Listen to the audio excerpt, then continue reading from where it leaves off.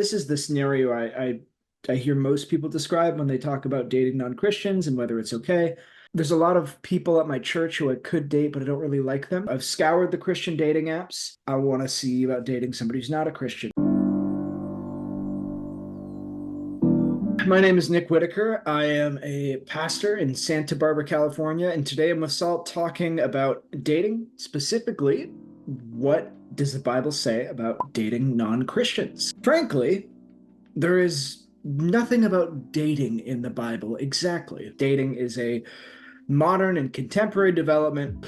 What I want to work on today is to try to unpack how we understand dating when it comes to somebody that you're attracted to or you're interested in that is not a Christian, or maybe somebody you're dating that's not a Christian. So let's start with sort of addressing what exactly we're talking about here.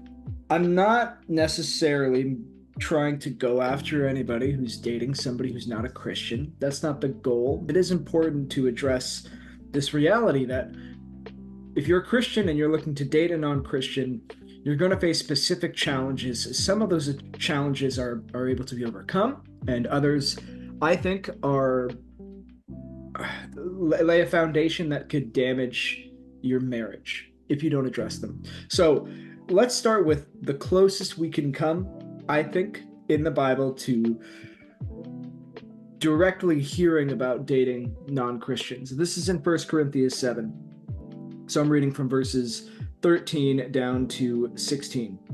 If any woman has a husband who is an unbeliever and he consents to live with her, she should not divorce him.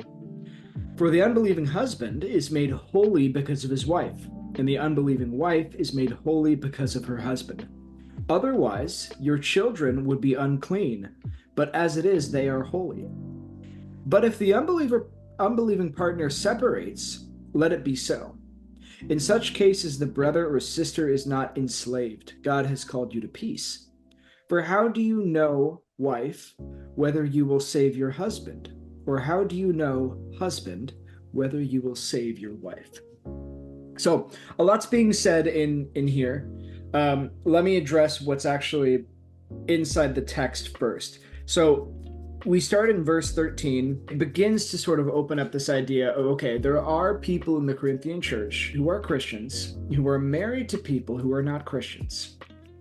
And with what he has just said, going through 1 Corinthians 7, and I encourage you to read all of it because it's probably the primary text I would go to when we're thinking about dating. What he's just said is that do not pursue marriage as the primary end of your life, as the primary means of making yourself happy and fulfilled, because now you have Christ. He actually says it is better if you don't marry unless you burn with passion. And so that's towards the unmarried people and to the married people. But what about the people who are married to those who are not Christian? If Christ is now the center of their life, how do they regard this husband or wife they have that isn't Christian? Well, he says, okay, if you are somebody who's married to a non-Christian and they are consenting to live with you, that is, they are okay with or happy with your conversion, okay and happy with your relationship to Christ and everything that requires of you, then divorce is not in order.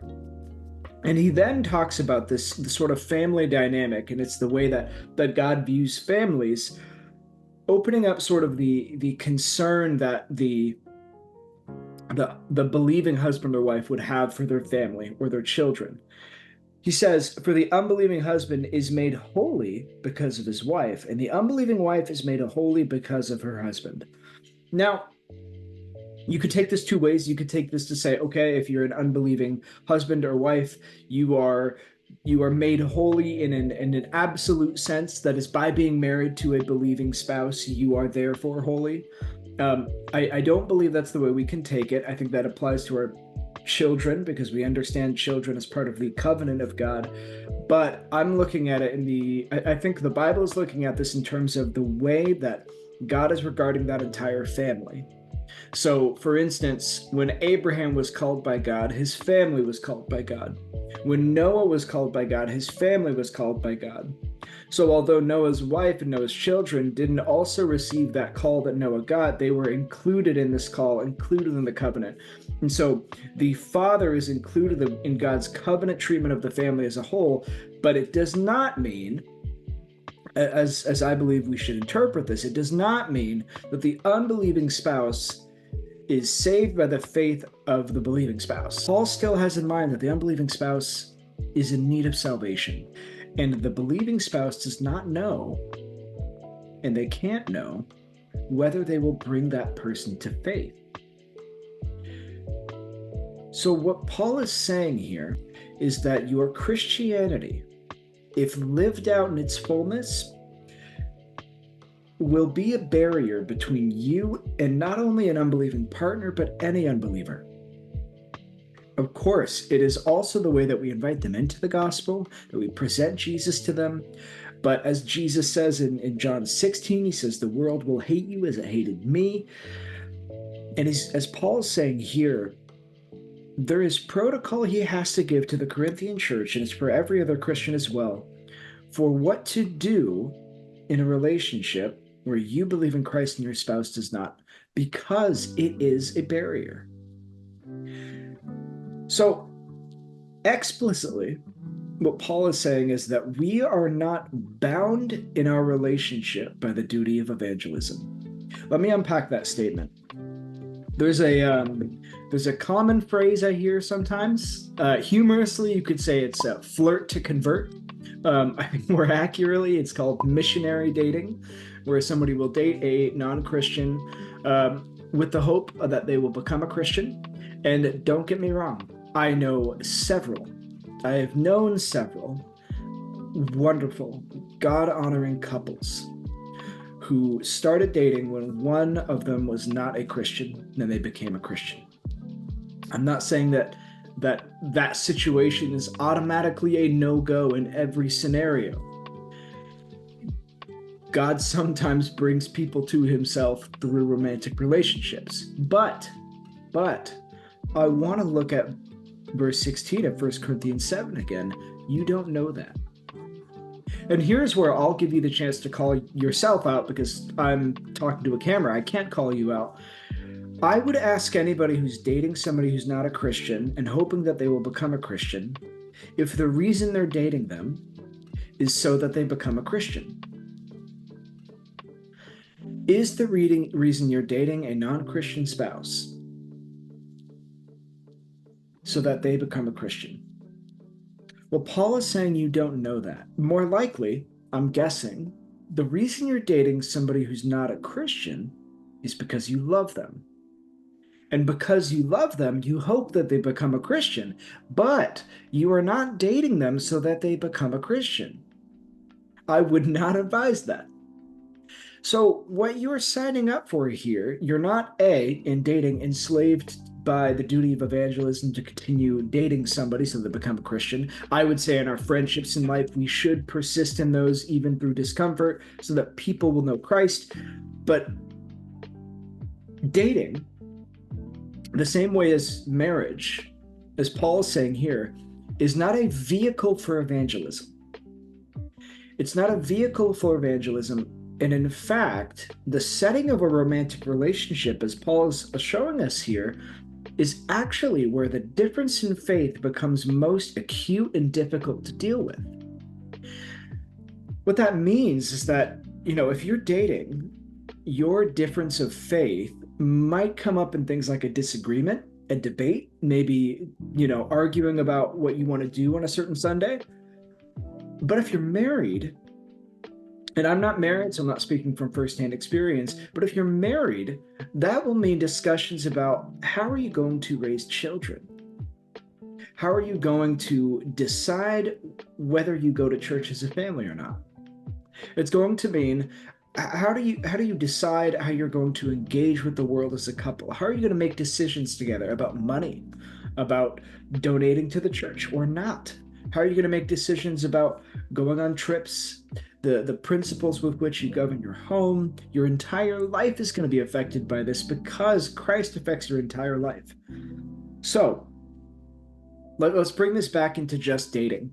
I think that's important wisdom to have when you're dating, because it's my contention, and it's totally fine if you have a different view, that dating is essentially friendship. It's essentially friendship, the same way that the heart of marriage is friendship. But dating is purely friendship. And it's not this special third category between friendship, marriage, and that. There's no dating bubble up here.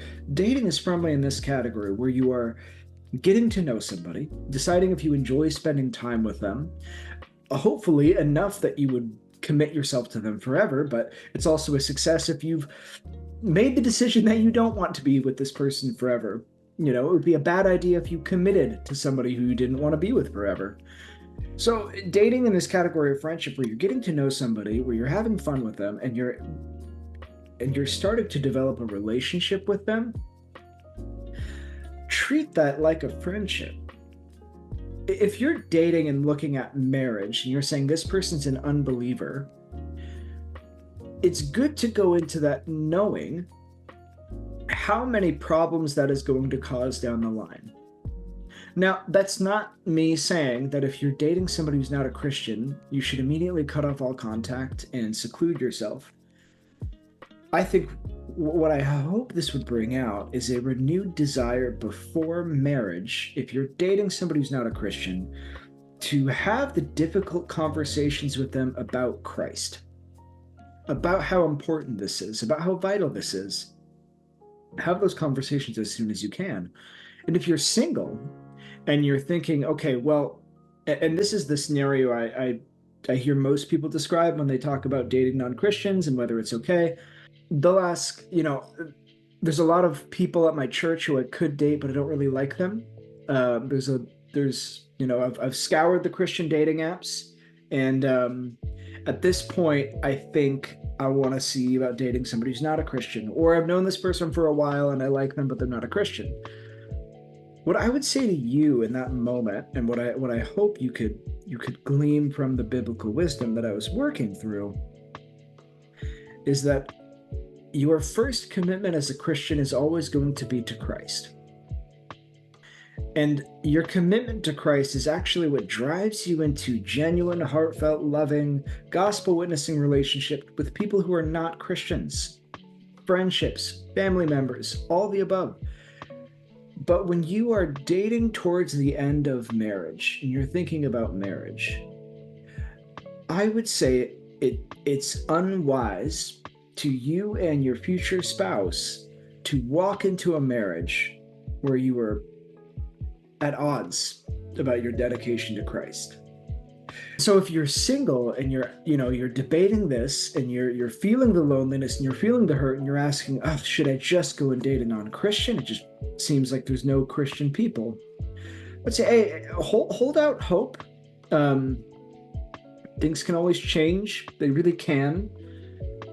But B, let me offer you maybe an adventurous approach here.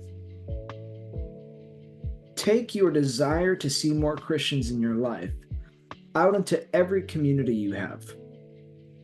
Take those desires out into a community with people you'd like to date. Present Christ to them. Get to know them. Bring them to church. And if they come to know Christ, absolutely, go and date them. So don't take my word for it. Take Christ's word for it. Take the Bible. Take this to him in prayer, because he hears your loneliness. He knows you. He desires to see you flourish in this life and the next, and he will give you all you need for life and godliness. Thanks so much for listening. I hope you have a great day.